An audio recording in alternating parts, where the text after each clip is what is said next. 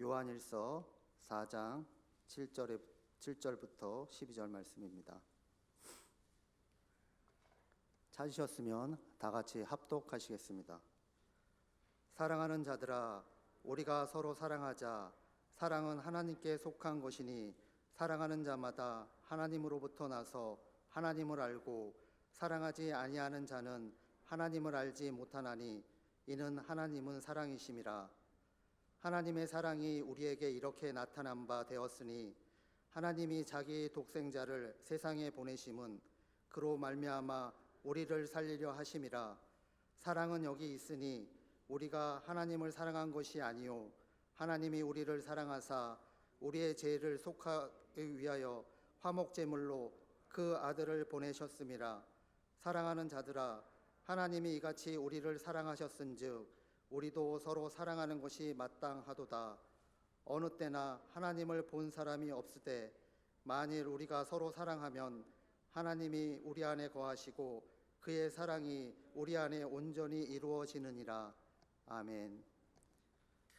가족 구원을 위한 여러분의 그 열정과 믿음과 소망 가운데에 우리 하나님이 함께 하실 줄 믿습니다. 지금은 그렇지 않지만 예전에는 특히 여러분 자녀를 생각했을 때 주님 사랑보다는 어쩌면 내 체면 때문에 그 아이들에게 교회 생활과 신앙 생활을 강요했던 적이 있었나 한번 우리 생각해 봅니다. 굉장히 잘못된 동기지요.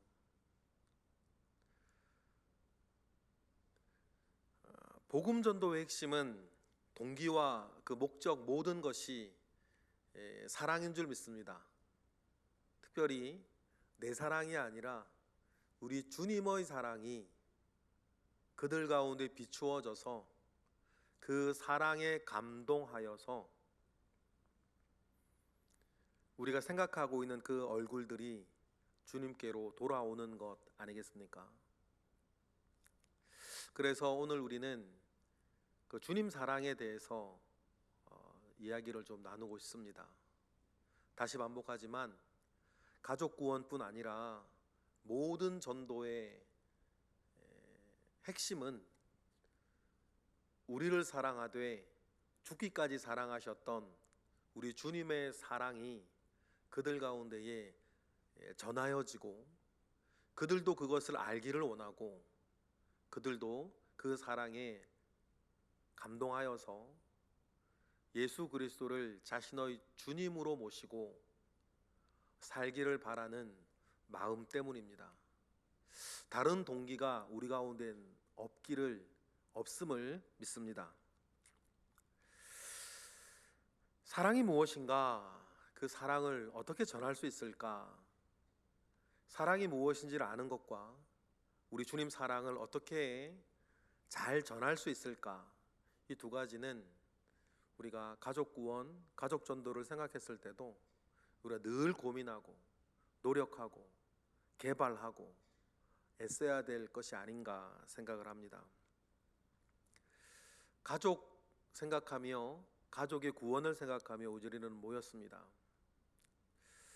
가족을 사랑하는 마음이 우리 가운데 있는데 가족 사랑에 대한 우리의 마음에 도전되는 그걸 방해하는 그런 일들도 있습니다. 어떻게 보면 우리가 제일 사랑하지 않는, 어떻게 보면 또 신경 쓰지 않고 있는 것이 살다 보면 또 가족일 수 있어요. 형제들, 자매들, 우리 집안 사람들을 생각을 하면 좀 아이러니한 느낌들이 있는 것도 사실입니다. 아들, 딸 이러면 좀 느낌이 다른데 여러 형제들 어떠세요? 자매들은 어떠신가요? 언제 연락해 보셨죠?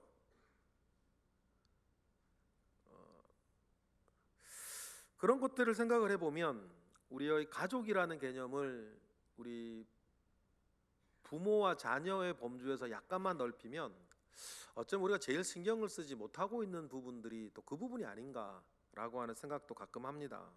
물론 그렇지 않은 분들도 많이 계십니다. 그런데 집안의 한 식구로 살다 보면 어떤 우리가 사건 사고에 같이 살다 보니까 휘말려 들어가서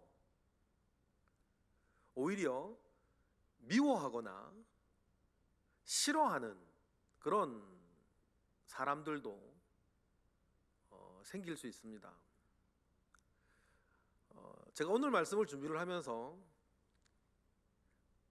주님 사랑 생각할 때에 주님의 사랑으로 사랑한다라고 했을 때 저한테 제일 멀리 있는 분이 누군가 생각해 보니까 가족 가운데에서는 제 작은아버지 같다는 생각이 들었어요. 이 시간은 긴 얘기는 못하지만 가끔 이제 말씀을 드린 적은 있어요. 우리 어머니가 돌아가시고 아버지는 이제 한 달에 한두 번밖에 들어오지 못하는 일을 하셨기 때문에 우리 작은아버지 내외를 우리 집에 같이 살게 해서 저를 돌보게 하셨는데, 그때 작은아버지 내외가 콩쥐팥쥐에 나오는 그 팥쥐처럼 팥쥐 엄마처럼 저희를 대하고 막 이렇게 했던 그런 일들이 있었죠. 그런데 그때 이제 작은아버지이죠. 가족 사랑을 생각하면 제가 뭐 그분을 막 증오한다, 미워한다 그런 건 아니에요. 뭐 지난 일이고 뭐 이게 이렇게 아무 생각 없어요. 문제는 아무 생각이 없는 거예요. 아무 생각이 없는 거죠. 저한테는 어떻게 보면 제일 멀리 있는 분일지도 모르겠고, 그분의 여러 가지 제가 잘 알지는 못하지만 뜬금뜬금 보아왔던 모습들 가운데서 보면 그분은 뭐 종교적인 것, 신앙적인 거에는 전혀 관심이 없는 사람으로 보여요. 그런데 십수년 전에, 한 20년 된 것 같아요. 십수년 전에 제가 딱 뭐 알게 된 사실이 하나 있는데, 되순진리회에 가 있다는 거예요. 거기에서 막 그 뭐 어디 지방이 어디 있더만요. 그 본부 같은 게. 거기서 막 먹고 자고 막 운전해 주면서 막 있는 거예요. 그 사실을 제가 듣고 제가 저분이 어떤 영적인 그런 어떤 신앙적인 종교적인 것에 저를 관심이 많았나? 그런데 전혀 관심이 없는 분으로 알았어요. 그리고 저는 어렸을 때 지금으로 따지면 그냥 학대 같은 거죠. 그 상황을 늘 굉장히 강하게 기억하고 있기 때문에 가족 사랑이라고 생각을 하면, 말을 하면 제일 멀리 그냥 아까 말했듯 증오하거나 미워하는 마음은 없는 것 같은데 그냥 생각하지 않고 사는 사람이었던 것 같아요. 여러분은 어떠신지 모르겠어요. 어쩌면 우리에게도, 여러분에게도 그냥 뭐라 그럴까요? 제껴놓고 사는 사람이 있을런지 모르겠어요. 어떤 이유에서건, 어떤 이해관계 속에서 어떤 실망스럽거나 상처받을 만한 일들이 있어서 그냥 나도 모르게 제껴놓고 사는 사람이 있는지 모르겠습니다. 그러나 여러분, 오늘 말씀의 제목처럼 사랑하되 끝까지 사랑에 도전해보는 저와 여러분 되시길 원해요. 가족 사랑에 대한 도전이 그렇게 있었다 하더라도 그것까지도 이겨내고 그것까지도 물리치고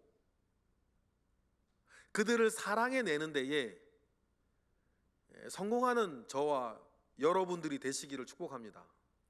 왜냐하면 분명한 사실은 뭐냐면, 내가 아무리 심지어는 미워하고 싫어한다 하더라도, 실망했다 하더라도 변하지 않는 분명한 사실은 그를 위해서도 주님이 죽으셨다는 사실이에요.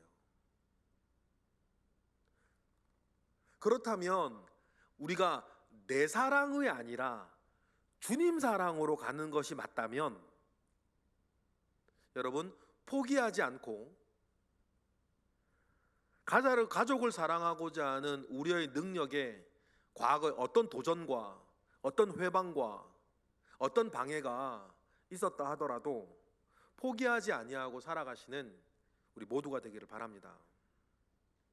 그렇죠. 어떻게 그리스도인인 아내가 구원받지 못한 세상 사람의 남편을 계속 사랑하겠어요?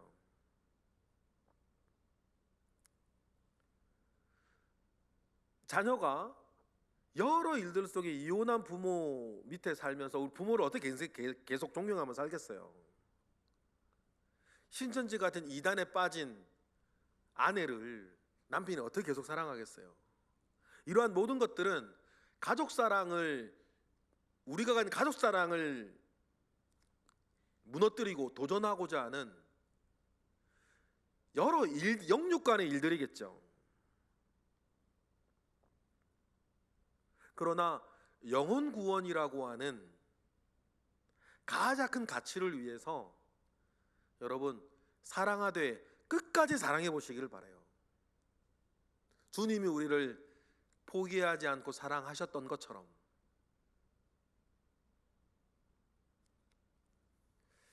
그래서 오늘 이 시간 복음 안에서 그 사람도 계속 사랑할 수 있는 은혜가 저와 우리 모두에게 부어지는 이 시간이 되기를 주님의 이름으로 축복합니다. 오늘 우리가 읽은 본문에는 사랑이 뭐고 우리가 사랑해야 할 이유들을 서로 사랑하라 라고 하는 말을 3번 반복하면서 우리에게 가르치고 있습니다. 어쩌면 사랑이라고 하는 이 말은 현대사회에서 가장 망가져버린 단어인지도 모르겠어요. 사랑이라고 쓰고 그들은 쾌락이라고 읽는지도 모르겠습니다. 러브 호텔? 사랑이라고 쓰고 자기 이기심이라고 읽는지도 모르겠어요. 임신 중지의 권리, 자기 몸을 사랑한다는 거예요. 임신 중지의 권리.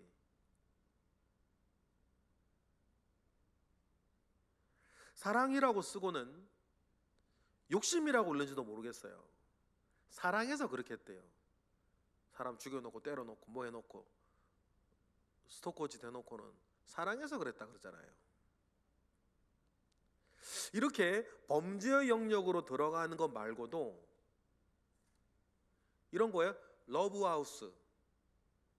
러브하우스라고 하면 가족들이 옹기종기 모여서 행복하게 막 사는 그것 사랑. 그런데 성경에서 말하는 사랑이 그런 사랑인가? 뭐 그런 건 또 아니에요. 그것보다 훨씬 큰 거죠. 제가 이런 말씀을 드리는 것은 사랑, 러브라고 하는 이런 단어들이 현대사회에서는 자기들의 필요와 자기들의 욕심에 따라 마구마구 쓴다는 거예요. 그러니 오늘 본문에서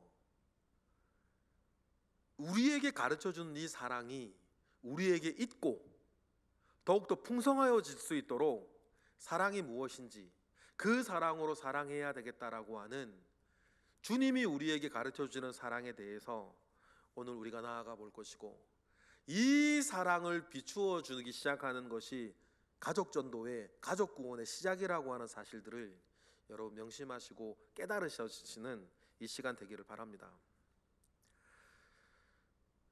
오늘 본문은 좀 전에 말씀드렸던 것처럼 서로 사랑하라 라고 하는 그 말을 3번 반복하면서 사랑을 소개하고 있고 우리가 사랑해야 할 이유들을 우리에게 말씀해 주고 계십니다. 첫 번째 사랑해야 할 이유들에 대해서 이야기를 해주시는데 뭐라고 말씀하시냐면 우리가 그 사랑을 받았기 때문이래요. 우리에게 서로 사랑하라 라고 말씀하시는 이유는 사랑은 하나님께 속한 것이고 하나님이 사랑이시기 때문인데 그 사랑을 우리에게 먼저 주셨기 때문이에요. 오늘 본문 7절 8절 우리 다 같이 읽어보겠습니다. 시작. 사랑하는 자들아 우리가 서로 사랑하자. 사랑은 하나님께 속한 것이니 사랑하는 자마다 하나님으로부터 나서 하나님을 알고 사랑하지 아니하는 자는 하나님을 알지 못하나니 이는 하나님은 사랑이심이라. 이 말에는 우리가 사랑받을 자격이 있어서가 아니라는 말을 전제로 깔고 있어요. 그리고 그들에게 사랑이 필요하기 때문이라든지 다른 사람을 사랑하는 것이 나에게도 유익이 되고 복이 되기 때문이라든지 그런 등등의 이유로 우리를 훈계하지 않습니다. 우리가 사랑해야 할 이유는 우리가 하나님께 속한 사람이기 때문이고 하나님을 알고 하나님의 사랑을 우린 알기 때문에 그 사랑으로 사랑하라고 얘기를 해요. 우리가 하나님의 사랑을 어떻게 알게 되었을까? 하나님의 사랑을 우리가 먼저 받았기 때문입니다. 우리에게 주신 하나님의 사랑은 다음과 같았습니다. 사랑이 여기 있다 그래서 말씀하시는 거죠. 8절부터 우리 9절부터 읽어볼까요? 9절부터 시작. 하나님의 사랑이 우리에게 이렇게 나타난 바 되었으니 하나님이 자기의 독생자를 세상에 보내심은 그로 말미암아 우리를 살리려 하심이라. 사랑은 여기 있으니 우리가 하나님을 사랑한 것이 아니요 하나님이 우리를 사랑하사 우리 죄를 속하기 위하여 화목제물로 그 아들을 보내셨음이라. 여러분, 이 세상 어디에도 진정한 사랑은 없습니다. 이 세상의 사랑은 보기에 아무리 아름답고 고귀해도 일단은 제한적이고 계산적이기 때문이에요. 예를 들어 이런 거예요. 이 세상에 있는 모든 사랑은 사랑할 만하기 때문에 사랑하는 범주에 다 들어있어요. 첫눈에 반해서 사랑한다. 내 아들이라 사랑하고 나에게 예전에 큰 도움을 주었기 때문에 사랑하고 나를 낳아준 부모기 때문에 사랑하고 이와 같이 우리가 제일 아름답다고 생각하는 그런 사랑조차도 그 사랑하기 위한 조건들이 다 있었어요. 제한적이고 사실되게 계산적인 거죠. 그런데 진짜 사랑인 하나님의 사랑은 이렇게 소개를 해요. 우리가 아직 죄인 되었을 때에 사랑받을 만한 자격도 사랑받을 만한 조건도 사랑을 받을 만한 아무것도 없을 때에 그저 조건 없이 주시는 것이었다. 그것도 자기의 모든 것을 갈아 넣어서 주시는 사랑이었다. 그래서 성경은 이렇게 얘기하죠. 사랑이 여기 있다. 그리고 그 사랑을 이야기를 하면서 화목제물이라는 표현을 써요. 이 화목제물이 뭡니까? 자격도 없는 이에게 자기의 모든 것을 갈아 넣는 사랑이라는 거예요. 자기의 아들을 죽여주셔서 아들을 죽이는 사랑이었으니까. 두 번째 우리가 사랑해야 할 이유가 사명같이 우리에게 주어지는데 우리가 그런 주님의 사랑으로 사랑하면 보이지 않는 하나님을 모두 믿지 않는 사람들에게 보여주는 것이기 때문이라고 얘기를 해요.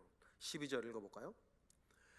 시작. 어느 때나 하나님을 본 사람이 없으되 만일 우리가 서로 사랑하면 하나님이 우리 안에 거하시고 그의 사랑이 우리 안에 온전히 이루어지느니라.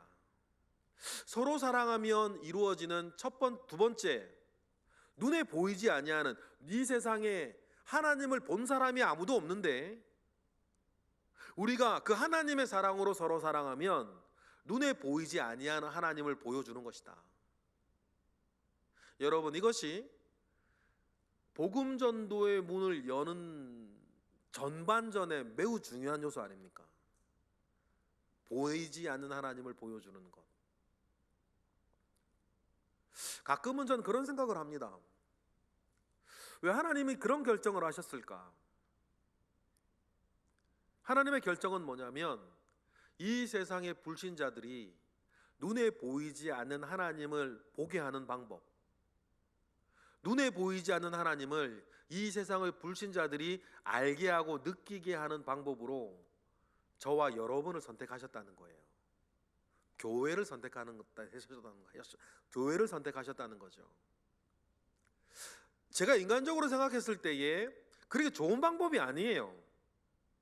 왜냐하면 하나님과 하나님의 사랑을 보여주는 내가 그렇게 옳지 않거든요. 하나님과 하나님의 사랑을 보여주기 위해서 딱 샘플로 딱 하나님이 꺼내 놓으신 게 교회고 교회 안의 사람들인데, 이 땅의 교회와 교회 사람들을 보면 하나님을 딱 이렇게 보여줄 만한 그렇게 완전한 괜찮은 그런 샘플들이 아니기 때문이에요. 화장품을 팝니다. 마치 화장품을 팔면 진짜 큰 거 본 물건 팔기 전에 조그마한 샘플들 이렇게 나눠주잖아요. 그런데 그 샘플이 형편없어. 저와 여러분이 형편없는 것처럼 그냥 하늘에 내가 그니라 막 한번 하시면 되는 거 아니에요? 아니면 하나님의 진면목을 사람들이 보고 느끼게 할 수 있는 다른 방법을 하나님이 생각해 주셨으면 좋았을 텐데, 왜 하나님은 저를 통해서 불신자들이 하나님을 보고 느끼게 하셨을까?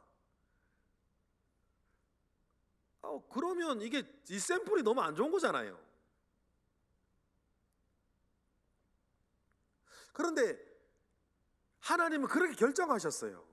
눈에 보이지 않는 하나님을 여러분을 통해서 이 세상에 보이도록 하셨다는 거죠.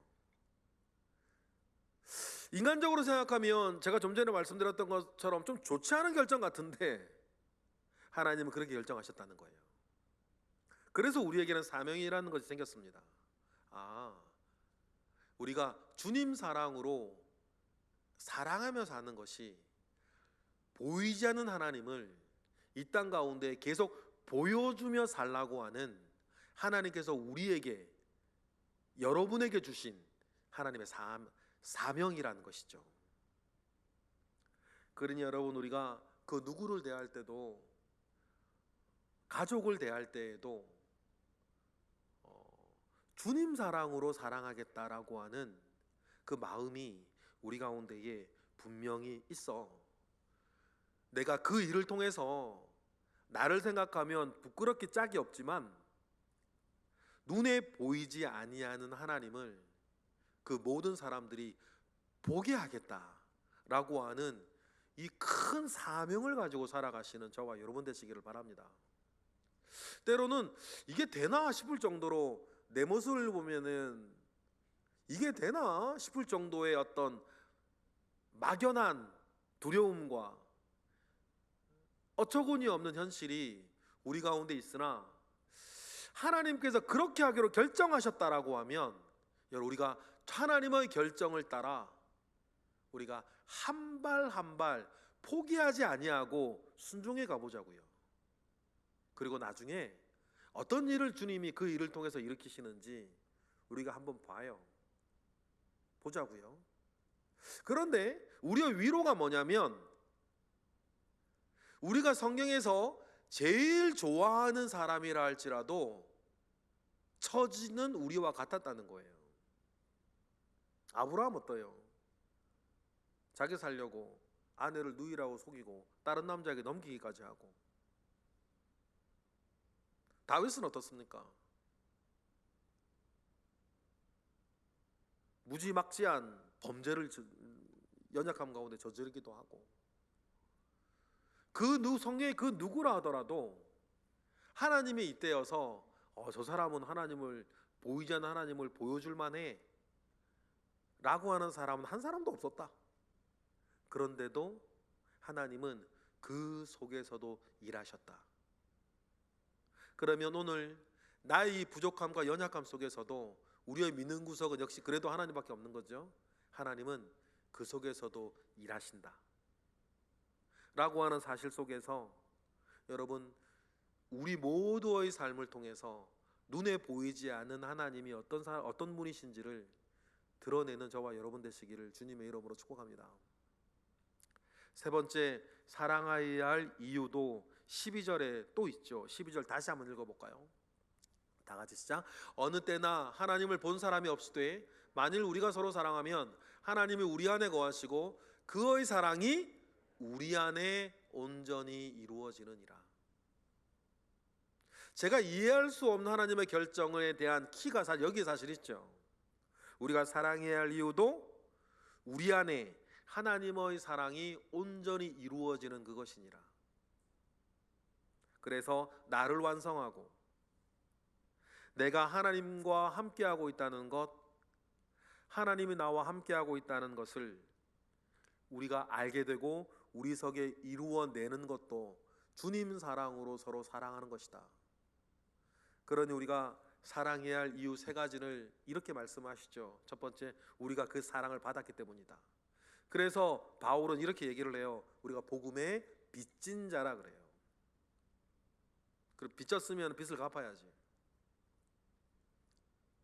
두 번째요, 눈에 보이지 않는 하나님을 불신자에게, 불신 가족에게 보여주기 위해서다. 그리고 그렇게 살아가는 것으로 나의 나됨이 완성되는 거다. 여러분, 우리가 이러한 사랑을 생각하고 실천할 수 있는 근본적인 이유는 이러한 사랑으로 하나님께서 우리를 사랑해 주셨기 때문입니다. 이 사랑을 알고 느끼고 감사하게 될 때에 우리는 가장 사랑스럽지 않은 사람까지도 사랑할 수 있도록 노력하고 도전하고 애쓸 수 있는 거예요. 물론 가족을 포함해서. 주님 사랑을 더 많이 받은 사람일수록 더 많이 사랑할 수 있겠죠. 이런 주님의 사랑을 더 깊이 깨달은 사람일수록 여러분 더 많이 사랑할 수 있을 것입니다. 그래서 사랑 없는 이 세상 한복판에서 사도 요한은 말했습니다. 사랑이 여기 있으니. 그러니 하나님의 사랑은 대중가요에 나오는 사랑이나 로맨스 영화에 나오는 사랑과는 본질적으로 다릅니다. 이 하나님의 사랑을 이해해야 여러분 우리는 그 하나님 주님의 사랑을 다른 사람에게 나누어 줄 수 있겠죠. 이 사랑은 처음부터 하나님의 것이었고 하나님이 주도했습니다. 하나님의 사랑이 아니면 좀 전에 말씀드렸던 것처럼 우리의 사랑은 다 제한적이고 계산적이에요. 사랑할 만한 사람, 사랑 못할 사람. 우리는 선을 이렇게 긋고 나아가는데 주님 사랑은 그런 선 자체가 없이 하나님이 주도하셨고 하나님께서 그 모든 것들을 우리에게 비추어 주셨고 사랑의 출발이 되셨다. 그래서 사랑은 하나님께 속한 것이고 하나님은 곧 사랑이시라 우리에게 얘기하셨던 것입니다. 그 사랑은 독생자를 이 세상에 보내신 것으로 시작되었습니다. 우리가 하나님을 사랑한 것이 아니었다는 것이죠. 하나님이 우리를 사랑해서 독생자를 보내주셨습니다. 그래서 이 사랑에 대한 주도권은 우리에게 있는 것이 아니라 애초부터 하나님께 있었다. 이 사랑은 애초부터 우리에게는 없었던 것이었습니다. 심지어는 우린 구원받기 전을 기억하시는 분이 계시다면, 구원받기 전을 기억하시는 분이 계시다면, 심지어 우리는 이런 사랑이 나에게 필요하다는 것조차도 모르고 살았다. 왜냐하면 에베소 2장 1절에 우리가 지금 우리의 과거, 또 불신 가족을 생각할 때에 그들은 지금 에베소 2장 1절의 상황이기 때문이에요. 뭐라 그럽니까? 읽어볼까요? 시작. 그는 죄 허물과 죄로 죽었던 너희를 살리셨다. 죽었던 이래요. 죽어가는 거 죽었던이라 그럽니다. 시체를 여러분 보신 적이 있으신지 모르겠어요. 보셨을 거예요. 저도 여러 번 봤습니다. 전에도 몇 번 말씀드렸는데요, 시체는 특징이 있더라고요. 아무것도 몰라. 아무것도 몰라요. 전에 말씀드렸나요? 어느 남자 집사님이, 여러분 총회본부에 가시면 총회본부 올라가는 그 오르막 밑에 지금은 편의점으로 바뀌었는데 옛날에는 거기가 옥경이 슈퍼였어요. 옥경이를 제가 알아요. 제가 교회에 있을 때 우리 교회 집사님 딸이자 총회 직원이 옥경이었거든요. 그 집지예요. 옥경 자매의 아버지가 댁에서 돌아가셨어요. 이거 만약에 댁에서 돌아가시니까 일이 좀 복잡하더만요. 이게 왜냐하면 경찰이 먼저 와야 되고, 그 다음에 119가 와야 되고, 그리고 이제 장례식장으로 실려가는 과정이, 병원에서 돌아가시면 그렇지 않은데 댁에서 돌아가시면 그게 좀 절차가 복잡하더만요. 그래가지고 댁에서 돌아가셨는데 암이셨어요. 담낭암이셨죠, 그분이. 저하고 되게 친하셨던 남자분이에요. 집사님이셨어요. 댁에서 돌아가셨는데 오랜 시간 기다려야 되는 건데 웬일인지 잘 안 와. 경찰부터 잘 빨리 안 와.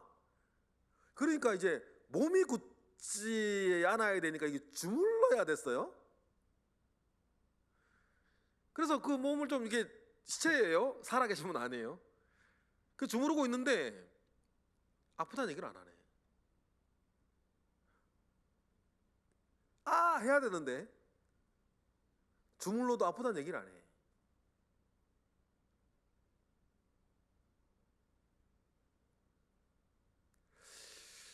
허물과 죄에서 죽었다라고 하는 것은요, 아무것도 모르고 아무것도 느끼지 못한다는 거예요. 우리가 그런 자였어요. 하나님의 사랑을 받기 직전까지 우리는 죽었던 사람이기 때문이에요. 죽어 있었으니 아무것도 몰라요. 자신이 죽은 것도 몰랐고, 자신이 치료받아야 될 것도 몰랐고, 자신에게 구원이 필요하다는 것도 몰랐어요. 그러나 하나님의 사랑이 오자 알게 되었어요. 내가 죽어있던 사람이었구나. 내가 병자였구나. 내가 정말 구원이 필요한 사람이었다라는 것을 그때 알았죠. 그 전까지는 이러한 것들이 나에게 필요하다는 것조차 몰랐어요. 여러분의 불신 가족에 서 있는 지점이 바로 여기예요. 자기에게 구원이 필요하다는 것도 모르고, 자기는 죽었다는 것도 몰라요. 그들은 병들었는데 자기가 병든지 몰라요. 그러니 의원 되시는 예수님께 가려고 하지도 않아요. 가자고 이야기하는 것을 싫어하죠. 그들은 죽어가고 있는데, 죽었는데도 자기가 죽어가는지도 몰라요. 그러니 그 잘난 소리들을 여유롭게 하는 거예요. 그들은 죄인이지만 자기가 죄인인 줄을 몰라요. 그러니 마치 자기가 판사인 것처럼 이것저것 판단하고 재판하고 있어요. 이게 딱 불신 가족이 서 있는 지점이에요. 여유롭고 재판하고 있고 비평하고 있어요.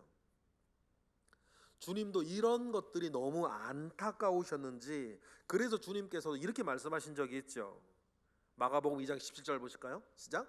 예수께서 들으시고 그들에게 이르시되 건강한 자에게는 의사가 쓸데없고 병든 자에게라야 쓸데있느니라. 나는 의인을 부르러 온 것이 아니요 죄인을 부르러 왔노라 하시니라. 자기가 병든 죄인인 것을 알아야 주님께 나아오는데, 바리새인들이나 이 많은 주변에 많은 사람들이 자기가 죽은 줄도 모르고 죽어가는 줄도 모르고 자기가 병드는 줄도 모르고 여유롭게 비평질이나 하고 있는 것을 보면서 주님이 얼마나 답답하셨으면 자기의 처지를 모르고 저렇게 여유롭게 잘난 소리 하고 있는 것 보고 주님이 답답해서 말씀을 그렇게 하셨던 거죠. 여러분, 우리가 불신가족을 생각할 때에 여러분, 그들은 병들었습니다. 너무 많이 병들어서 그들이 병든 것도 모르고 있어요. 그들은 죽어가고 있습니다. 그런데 그들은 자기가 죽어가고 있는지도 몰라요. 그래서 마냥 좋다고 삽니다. 중요한 것은 뭐예요? 그들이 병들었고 죽어가고 있다는 것을 그들이 깨닫는 거예요. 그런데 이것은 설득으로 되는 것이 아닙니다. 주님이 은혜를 주셔야 돼요. 저나 여러분이나 우리가 설득받아서 구원받지 않았어요. 여러분 중에서 누군가가 설득하신 분 있으세요? 설득해서 구원받은 사람은 없어요. 어느 날 주님이 나에게 은혜를 주셔서 복음의 빛을 비춰주실 때, 주님의 사랑을 비추어 주실 때에 내가 죄인인 것을 깨달았죠. 내가 죽은 자라는 걸 알게 됐어요.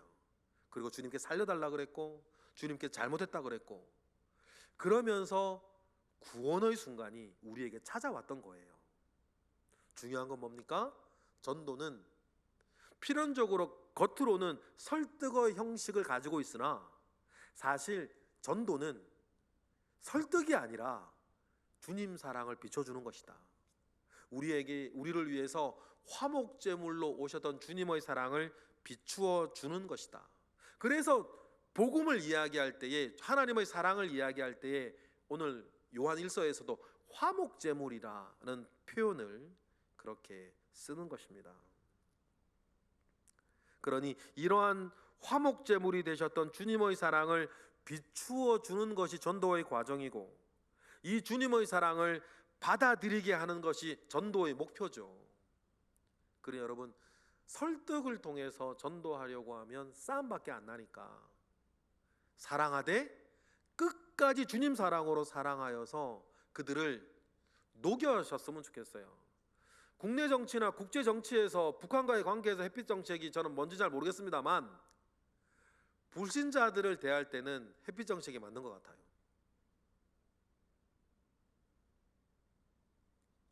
그러니 가족 전도를 위해서는 무엇으로든지 여러분 방법을 찾아서 주님 사랑을 그들에게 계속 표현해 주셔야 돼요.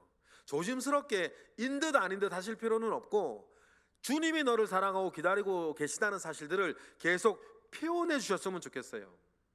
주님의 사랑으로 주님이 당신을 사랑한다는 사실을 자매든 부모든 형제든 누구든지 방법을 찾아서 지속적으로 전해줄 수 있는 것을 앞으로 찾으셨으면 좋겠습니다. 1년 동안 돈이 든다면 돈을 쓰시고요, 신경을 쓰시고요, 만나가시고요, 선물을 주시고 김치라도 보내주시고 상품권이라도 보내주시고 그들을 위한 기도문을 보내주시고, 우리 교회에서 매주 수요일마다 하는 가족을 위한 기도문, 자녀를 위한 기도문, 이런 것들 계속 보내주시고,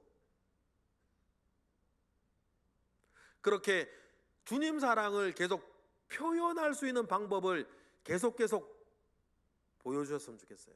찾아내시는 거죠. 그러면서 그 사랑을 주면서 중요한 원칙 중에 하나, 보답을 기대하지 마세요. 전도를 위해 흘려보내는 주님의 사랑은 여러분, 그들이 일단은 달라고 해서 주는 게 아닙니다. 그래서 무시당할 수도 있고 오히려 그들은 귀찮아할 수도 있어요. 여러분, 그래도 괜찮습니다. 괜찮다 생각하고 보답을 기대하지 말고 계속하는 거죠. 그러니 여러분, 고린도전서 13장에 사랑을 소개할 때, 주님 사랑을 소개할 때 제일 처음 나오는 게 뭐예요? 사랑은 언제나 오래 참고. 오래 참는 것에서부터 사랑은 시작한다라고 이야기하는 이유가 여기에 있는 것입니다. 좀 전에 말씀드렸던 것처럼 그들은 병들었으나 병든지 몰라고, 그들은 죽어가고 있으나 죽어가는지를 모르니 정말 시체 주무를 때처럼 아무리 세게 주물러도 아프다 소리를 안 하니, 그런 사람들한테 주님 사랑이라고 자꾸 갖다 주면 내가 달란 적도 없고 나한테 필요한 것도 아닌데 계속 주려고 하니 불신자 입장에는 얼마나 짜증스러울까.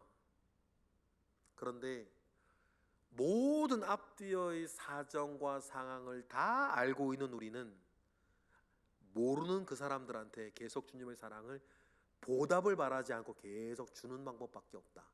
사랑은 오래 참는 것에서부터 시작하니까.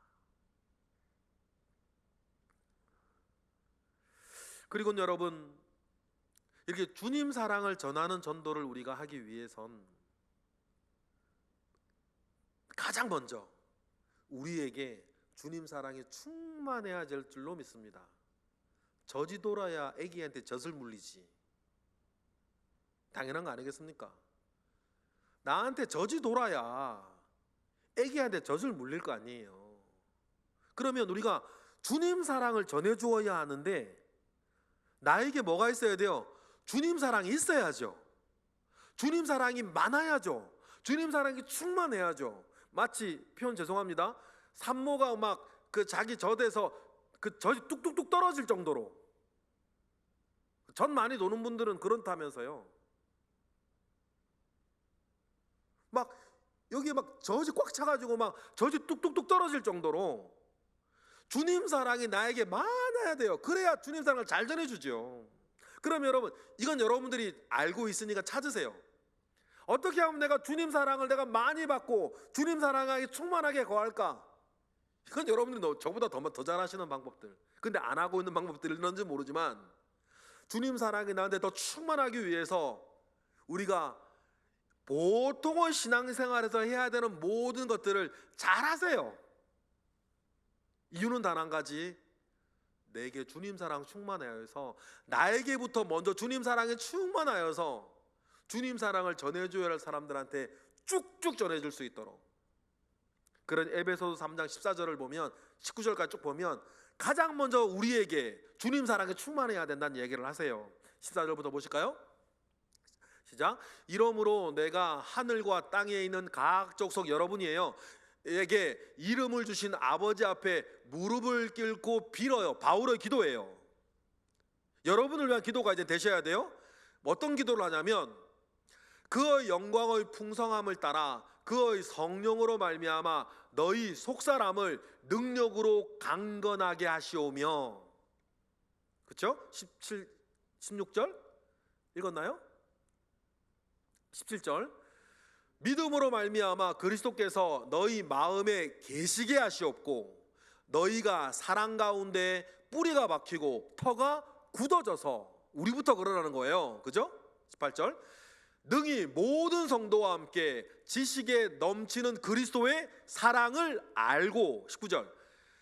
그 너비와 길이와 높이와 깊이가 어떠함을 깨달아 하나님의 모든 충만하신 것으로 너희에게 그 사랑이 충만하게 하시기를 구하노라. 할렐루야. 주님 사랑을 전해야 하면 주님 사랑이 나에게 충만해야지. 그 산모의 예처럼. 그러니 여러분, 우리가 주님 사랑이 충만한 저와 여러분 되시기 위해서 보통의 교회 생활, 보통의 신앙생활을 잘해 나가시는 우리 모두가 되기를 바랍니다. 그래야 또 전도는, 지난번에 그런 얘기 드렸어요. 전도는 설득 이전의 자랑이다. 자랑을 먼저 하시는 거거든요. 교회 다녀서 좋은 거 자랑하고 신앙생활 하면서 정말 내게 좋은 거 자랑하는 건데, 자랑할 게 있어야지. 그러니까 우리가 자랑할 것이 많아서 자랑부터 하기 시작하는 것이 전도의 출발인데, 그러려면 우리의 자랑이 많아지게 하는 건 조금 영적으로 이야기하면 우리 속에 주님의 사랑이 가득 찬 거예요. 그래야 자랑하는 거죠. 여러분, 그러한 것으로 가족 구원을 위해서 닫혀져 있는 그 사람의 빗장을 열어가시는 일들이 저와 여러분에게 있기를 바랍니다. 내가 너를 사랑하는 게 아니고 주님 사랑을 이렇게 전하여 주는 그 말 그대로 전도의 일이 여러분 사랑을 전해주는 것으로 시작이 되어지고, 굳게 닫혔던 그들의 빗장이 하나하나 열려져서 2023년도 어느 날 문득 여러분을 보면서 여러분의 어느 한 가족이 너를 보니 나도 교회를 다니고 싶어, 너를 보니 나도 예수를 믿고 싶다, 그런 이야기를 듣는 그 영광이, 그 감사가 저와 여러분의 삶에 있기를 주님의 이름으로 축복합니다. 기도하겠습니다. 할렐루야. 하나님, 감사와 영광을 올려드립니다. 주님 사랑으로 가득 찬 나의 교회 생활, 나의 신앙생활 되게 하시옵소서. 그리고 나를 만나는 사람보다 나에게 꽉 차 있는 주님의 사랑을 느끼게 하시고 얻어가게 하시고 전하여지게 하시옵소서. 그래서 전도의 빗장이 풀어지게 하시고 전도의 문이 우리 가족들에게서부터 활짝활짝 열리게 하옵소서. 예수 그리스도의 이름으로 기도드렸나이다. 아멘.